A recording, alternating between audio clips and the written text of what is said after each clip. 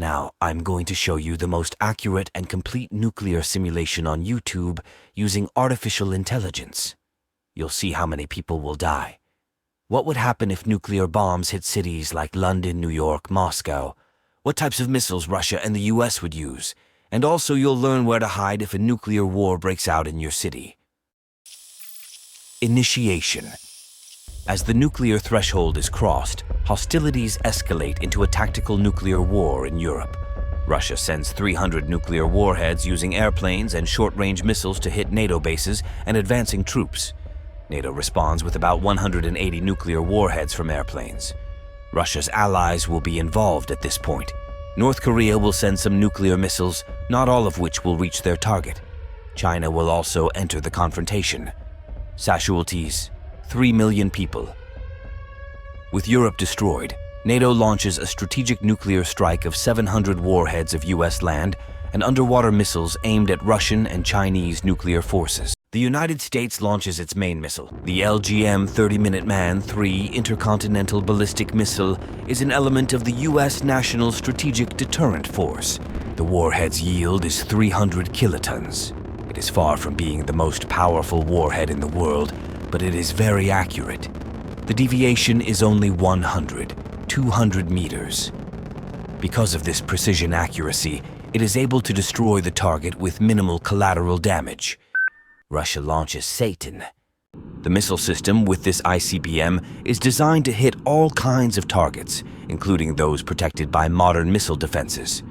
The flight speed of this missile reaches more than 5 miles per second, which provides it with the ability to fly from Moscow to New York in 18 minutes.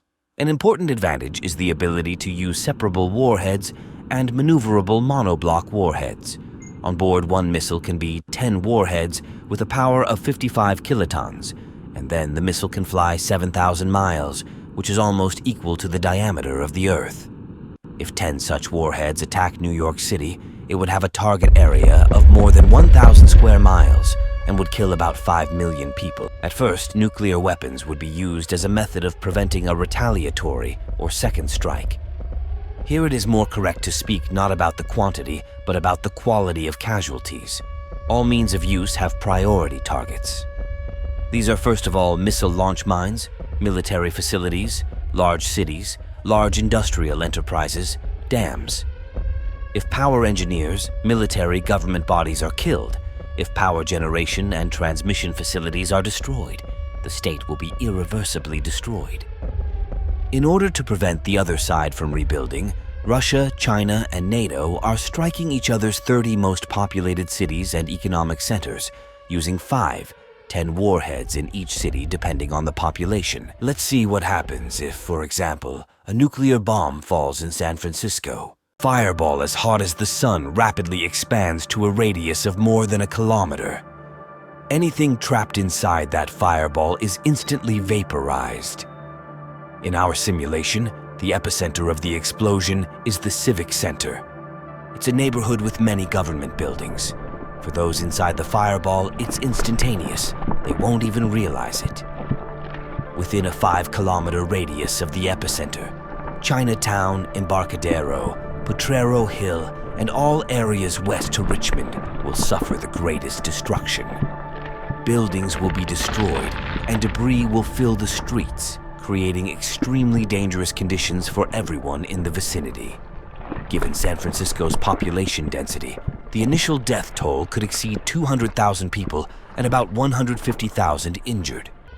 At the moment when one side realizes that a nuclear war cannot be won, the war against strategic centers will turn into a war of defeat, the main goal of which is to destroy as many cities, population, paralyzing the enemy, causing her maximum damage.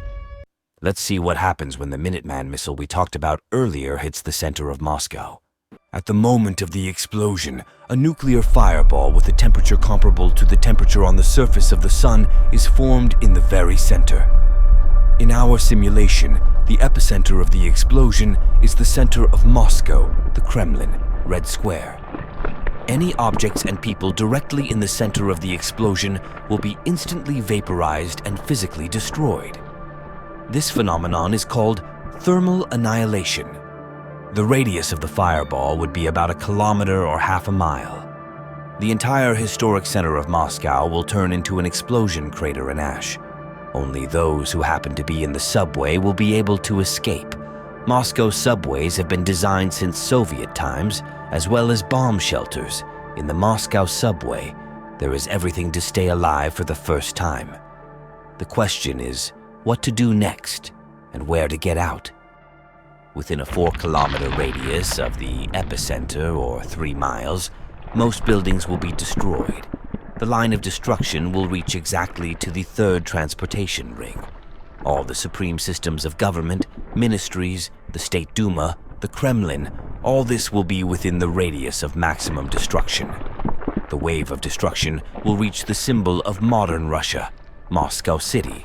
Buildings will be destroyed, and debris will fill the streets, creating extremely dangerous conditions for everyone in the vicinity. Taking into account the population density in the center of Moscow, the initial death toll could exceed 150,000 people and about 300,000 injured. Within a radius of 7 kilometers or 4.5 miles, the air will be heated to 1,000 degrees Celsius or 1832 degrees Fahrenheit, causing instant 3rd-degree burns. Anything within that radius will catch fire. Gas stations, automobiles, power substations, gas infrastructure. Explosive facilities will explode and amplify the effect of the devastation over a vast area. According to various estimates, another 150,000 people would die from burns, debris injuries, or radiation sickness, and over 500,000 would be traumatized. At some point, global warfare degenerates into an attempt to inflict maximum damage. If the goal is complete elimination, then non-standard targets will be attacked. For example, Russia is considering the explosion of super-powerful warheads in the depths of the ocean opposite major coastal cities. The goal is a powerful tsunami that would simply blow away everything in its path. Also, a nuclear strike could hit Yellowstone National Park. That's where North America's supervolcano, or Yellowstone caldera, is located. A strike on this place would trigger a massive eruption, resulting in irreparable damage to the US and the entire continent. A Yellowstone explosion could release between 1,000 and 2,500 cubic kilometers of solid particles, most of it in the form of ash. On 3,000 kilometers around will fall ash layer up to 1 meter on the rest of the US. Ash layer up to 0.3 meters. The number of dead in the first hours and days is estimated at 80 million people. All infrastructure will be destroyed. Industry and agriculture will disappear. A layer of ash impenetrable to the sun's rays will appear over the planet. It can stay in the atmosphere for at least 4 years. Airplanes will stop flying. Temperatures will drop. Some reports say 5 degrees, others say 20 degrees. Casualties, 2 billion people.